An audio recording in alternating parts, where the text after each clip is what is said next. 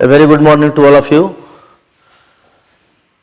Now, I am going to describe, elaborate, illustrate module number 1.8. The topic is definition of moral philosophy. जैसा कि हमने चर्चा किया, ethics जो है emotions, truth, honesty, integrity, character और सोल बहुत अहमियत रखता है। इसके पहले हम चर्चा करेंगे कि हमारे जो वैल्यूज क्या है, हमारे जो नैतिकता है, किसी भी स्टूडेंट्स के लिए, व्यक्ति के लिए, किसी के लिए भी वैल्यूज क्या है, हम कैसे पहचानेंगे कि नैतिकता क्या है, नैतिकता क्या what is right, what is wrong. तो किसी भी अच्छे काम के लिए, सकारात्मकता के लिए, यहां जो VALU लिखा है 5 है, जो हमारे लेटर्स हैं, ये 5 पॉइंट्स नैतिकता के लिए बहुत महत्वपूर्ण है। जैसे V फॉर वो मीन्स शपथ, प्रतिज्ञा, प्रण, हमारे अंदर अच्छा काम करने की प्रतिज्ञा होनी चाहिए। शपथ लेना पड़ता है कि हम सुबह मॉर्निंग वॉक करेंगे, हम ईमानदारी से नौकरी करेंगे, हम संस्था के प्रति वफादार रहेंगे, हम देश के लिए समर्पित हैं। तमाम अच्छी बातें के लिए कमिटमेंट।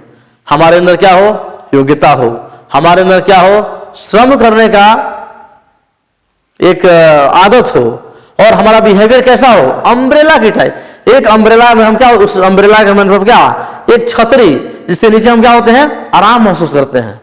हमारे पास अगर कोई व्यक्ति आता है, वह क्या महसूस करे, सुकून महसूस करे, जस्ट लाइक अम्ब्रेला। और हमारी भावनाएं क्या हो, हमारे अंदर क्या हो, भावना हो। शेक्सपियर ने लिखा है कि देयर इज नथिंग गुड और bad, there is nothing good और bad but only thinking makes it so. इस संसार में कोई चीज ना अच्छी है ना कोई चीज बुरी है, बल्कि हम जैसा सोचते हैं वैसा हो जाता है। इस संसार में कोई चीज अच्छी नहीं है, कोई चीज बुरी नहीं है, हम जैसा सोचते हैं वैसा हो जाता है। एक चाकू से डॉक्टर ऑपरेशन करके किसी का जान बचा देता है। कोई परेशान है, उस चाकू से, उस ब्लेड से ऑपरेशन करके वह जान बचा देता है। और एक चाकू से एक अपराधी अपराध करके उसके जीवन को खत्म कर देता है। तो चाकू क्या है, उस व्यक्ति के हाथ के लिए एक खिलौना है। आप उसको कैसे इस्तेमाल करते हैं। एक आग से अपने भूख को शांत करने के लिए आग जला करके, हम खाना पका करके अपने हम भूख को शांत करते हैं, और एक आग से किसी घर को हम आग लगा देते हैं। तो इसलिए उसने कहा कि देयर इज नथिंग गुड और bad but only thinking makes it so. Moral philosophy का मतलब है कि हम साथ, मोरल फिलॉसफी का मतलब क्या है कि सबका साथ, सबका विकास। आज के दौर में हम क्या हैं, साथ। एक पेड़ झूले पर झूल रहा है, उसकी जो स्टेपिंग्स है, अगर मान लीजिए दोनों के स्टेपिंग्स क्या हो जाए, गलत हो जाए, तो झूल पाएगा, नहीं झूल पाएगा। यानी कि साथ, लाइक जस्ट लाइक, इधर यहां दिखाई दे रहा है आपको, साथ। यानी कि moral philosophy is generally concern with what is moral, what is morally good और bad. Basically it depends upon value. Moral philosophy concerns matter of value. Moral philosophy is related to the fields of moral, psychological, descriptive, ethics and value-based theory. अब हम चर्चा करेंगे कि जो moral philosophy है वह 3 प्रकार के होते हैं। There are 3 types of moral philosophy. First is meta ethics, second is normative ethics, and third is applied ethics. Meta ethics, normative ethics और applied ethics. Meta ethics का मतलब हुआ कि हम ये concerning the theoretical meaning, reference और moral propositions and how their truth values can be. इसका main सीधा मीनिंग है कि हम मेटा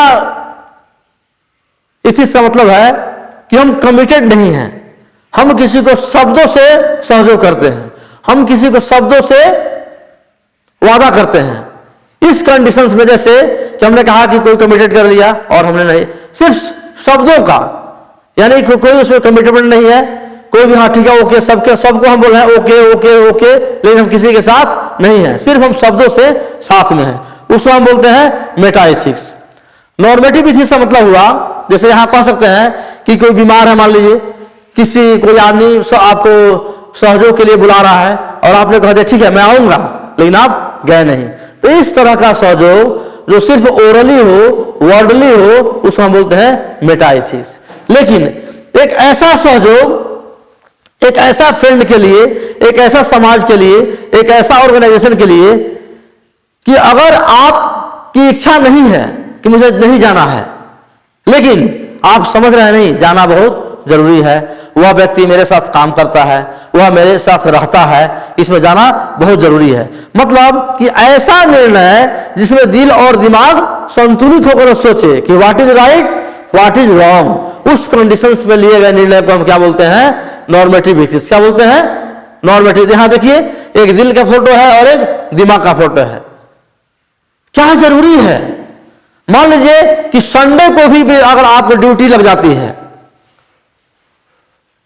अगर किसी ऑर्गेनाइजेशन में 500 एम्प्लॉय है मान लीजिए, और ऑफिसर्स की मीटिंग होती है और बोलते हैं सबको आना है, yes sir, okay sir, yes sir, लेकिन जब संडे के दिन जब लोग आते हैं तो देखते हैं कि 5 आउट ऑफ 500 100 लोग ही पहुंचे हैं। 500 लोगों ने शाब्दिक सहयोग ओके किया, यस सर, यस सर, लेकिन कितने लोग आए? 100 लोग। यानी कि वह 100 जो स्टाफ है वह क्या है?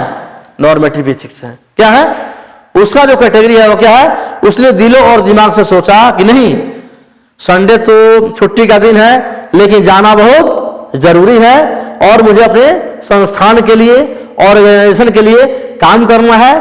हम विकास करेंगे, मेरा संस्थान विकास करेगा, और जब मेरा संस्थान विकास करेगा तो मेरा प्रदेश विकास करेगा, और जब मेरा प्रदेश विकास करेगा तो क्या होगा? देश का विकास होगा। इसके बाद applied ethics, very important. Applied ethics का मतलब हुआ कि concerning what a person is obliged to do a specific situation. मतलब न वो मेटा एथिक्स है न वो नॉर्मेटिव एथिक्स है।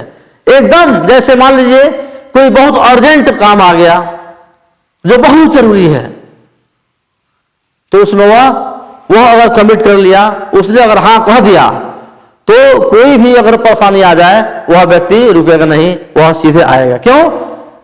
जैसे जज जो निर्णय देते हैं कैसे देते हैं? अप्लाइड एथिक्स के आधार पर एविडेंस आते हैं, जो भी साक्ष्य आते हैं उसको पढ़ते हैं, पढ़ने के बाद एनालिसिस करते हैं और अपना निर्णय देते हैं। तो उस तरह के जो हमारा जो निर्णय है वह क्या है? Applied ethics. और यही है मोरल एथिक्स कि हम साथ साथ हैं, हम जैसे एक झूला पर झूलते हैं, बराबर एक साथ चलते हैं। हमारा यही हमारा एग्जाम्पल है मोरल फिलोसफी का। Thank you. नेक्स्ट टॉपिक हम चर्चा करेंगे अब नेक्स्ट डे। Thank you.